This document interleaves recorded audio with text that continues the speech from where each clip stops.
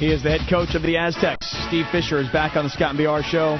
Good morning, Coach. Hello, Scott, BR. Man, what a great win last night, Coach. It really was. We beat a good team. We beat a team that pulverized us a year ago, and we did it in convincing fashion, workmanlike effort, keyed by how we guarded, which gave us some opportunities to get some runouts on the offensive end. And as you made reference to, we had a great crowd that was into the game from the opening tip. Well, they were into the game from the introductions, and the place was going berserk until we had some lighting issues that kind of slowed things down there at the beginning, Coach. But thankfully, this team stayed loose, and as soon as the game started, I mean, you guys had a huge lead early at 14-2, 14-4, something like that. But credit to St. Mary's. Those guys kept fighting, and as well as the Aztecs played defensively, there were some offensive lulls. But, again, this team is so deep, Coach. We had a lot of different ways that we can impact the game, and you know, Kawhi Leonard, by everyone's account, didn't have vintage Kawhi. Got 3 early fouls, 4th foul early in the second half. But Chase Tapley had his best game of the season, was 6 for 9 from the field and 2 for 3 from three-point range, and made, I believe, back-to-back-to-back buckets, 2 of them threes. Carwell has come in off the bench and given us a great lift. Can we talk about He's a favorite and did a great job. And we got our freshman, LaBradford Franklin, played first time for an extended stretch and played really well for us. Yeah. Can we talk about Brian Carwell for a second? Love Brian Carwell. This guy, Coach, is a totally different player than he was a year ago. We were excited to see him last year because finally there was this giant body. But I don't know what happened, if it's your conditioning program or the way you guys run practices.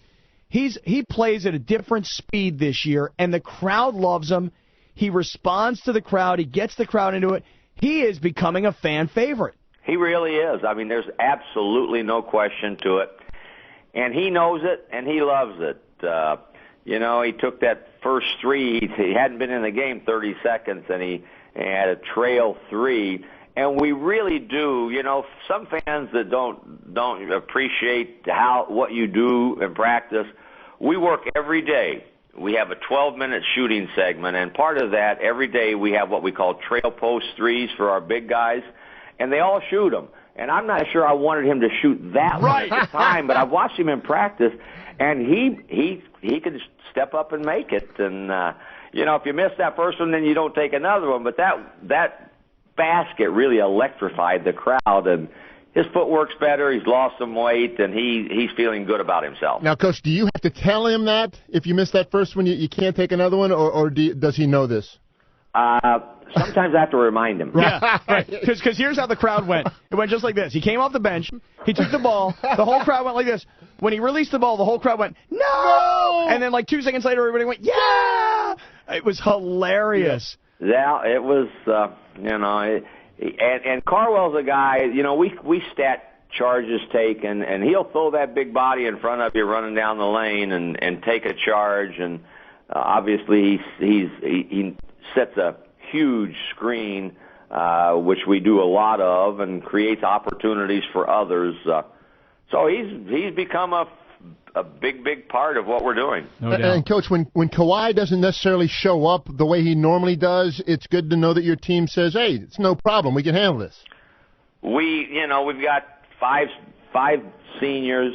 We've got a lot of guys that are used to having a ball in their hands in pressure situations. So it is nice.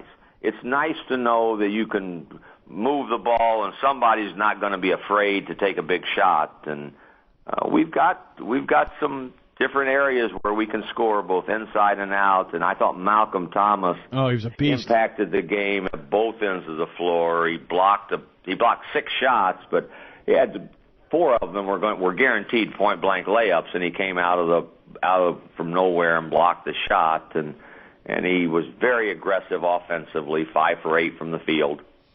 Now, that had to have been somewhere around the type where Coach was saying, what was it, Flippy? No, Coach. Now you know I'm a big fan of all the names of your plays, right?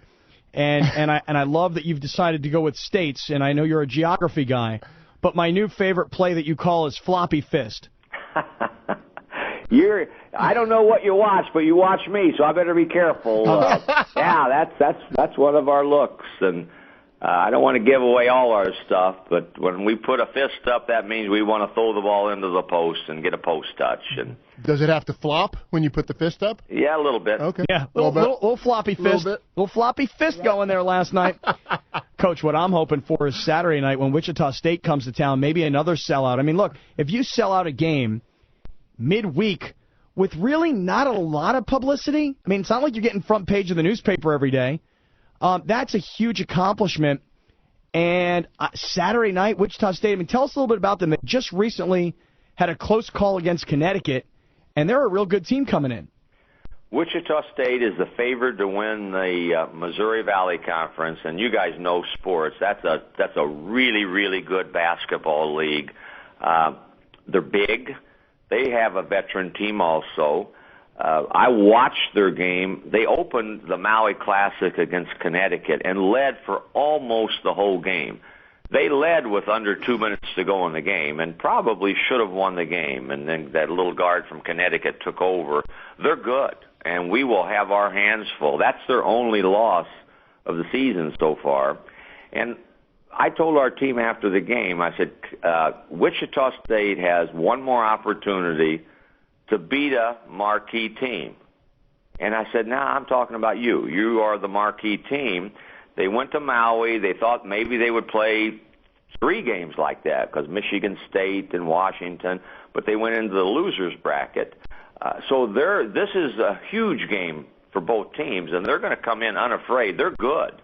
They are a really good team, and we need our fans there. They have been spectacular for us. And they helped us. When we got into a bit of a lull offensively, they wouldn't let us, put our heads down. They kept us going, and we're going to need them again on Saturday. Yeah, I'll tell you what, there was a point in that game, second half, it's about a 55-45 game, and the Aztecs exploded offensively, and before you knew it, it was a 20-point lead. But wait a second, St. Mary's got some guys that can bomb away, and they kept fighting back, or at least, they weren't getting to within 2 or 3. They were getting to within, 12 or 10. But it was a really, really exciting place to be last night at Viejas Arena. It sure was, Scott, and it makes all of us proud, especially those of us who have been here for a while and remember when the only thing in the building was apathy, and now we've got great excitement and energy and a whole lot of pride from everybody. Our students, they take pride in coming to that game, and they know they're helping us. We've repeated that, and our alums and fans, we've created a buzz in the community to go along with the Chargers and what the Padres did, and we like it, and we want to keep it going. Hey, Coach, before you go, I got to just ask you about managing for a second, because I am watching you a lot. I do enjoy watching what you're doing, but I don't think you seem to me like a guy who does not micromanage per se, and that's both in practice and in the game. I mean, you've got other assistant coaches kind of feeding information and helping you. You're not one of these guys who seems really caught up in ego, like when players, I don't want to say they talk back, but they're in the emotion of a game, and there's a lot of chirping going on, you to them, them to you. You seem like you're very open to letting everybody do their own thing to be part of the team. Am I reading it right?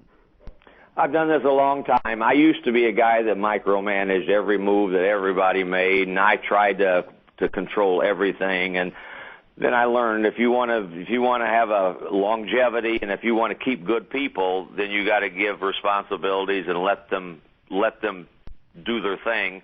And we've done that. We've got a great staff. And, I like our players. I encourage, it's not a democracy. I don't want them, 7 guys trying to talk at the same time, but you need interaction. I tell DJ, I say, you need to run over to me at a timeout and give me a couple of bullet points that you think I need to feed to the team. There's got to be ownership from everybody in what you do. And, I'm old enough now to realize that if you try to talk all the time, you're going to get tuned out. Like I tell Billy Ray all the time.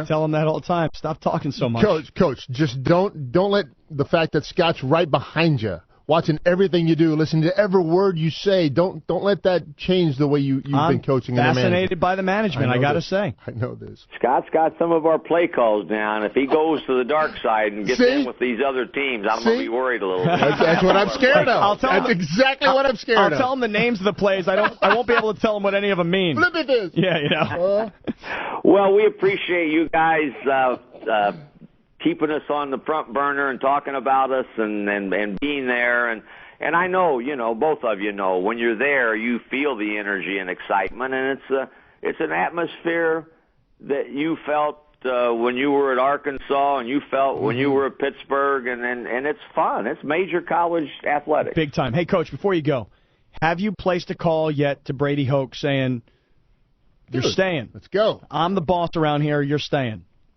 I've gone in and talked to Brady, and has he not done a marvelous job with the football program and the way he's the same thing. You watch him walk the halls at Aztec Athletic Center, and they've got now the look and the feel of a winning organization and program, and it makes us all feel good. So he's done a great job, and he'll make the right decision. Hopefully, he'll be back with us. What do you think? I don't know. I don't have a clue. You know more than I do. Oh, no. Don't say that, Coach. Well, if I know more than you do, you don't know anything because I don't know anything. Right. There we go. All right, Coach. Hey, congratulations. We'll look forward to seeing you Saturday night. There you go, Steve. We need to get those fans out Saturday to 12,414 one more time. Absolutely right. Coach, great win last night. Thank you. Thank you.